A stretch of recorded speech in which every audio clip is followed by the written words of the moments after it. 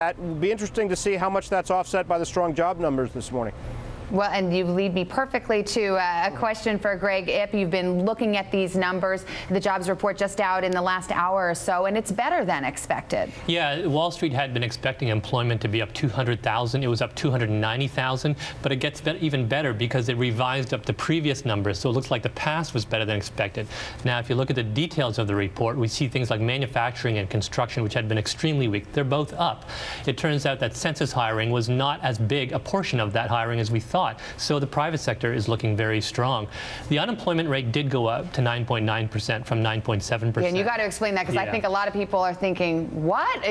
We get a better jobs number and yet we see an unemployment figure that ticks up? Well, sometimes there are good reasons for the unemployment rate to go up, and this is one of those times. It's because 800,000 people went into the labor force looking for work.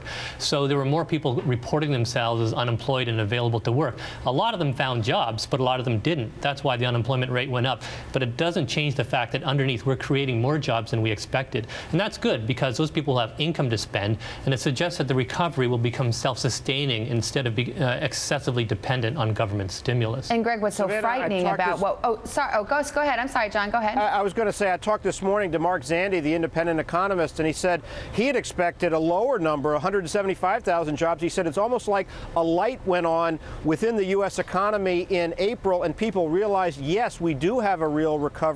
And that raises the prospect that perhaps the national mood will be changed somewhat for the better as a result of those strong jobs numbers, despite the unemployment rate going up for the reason Greg just said.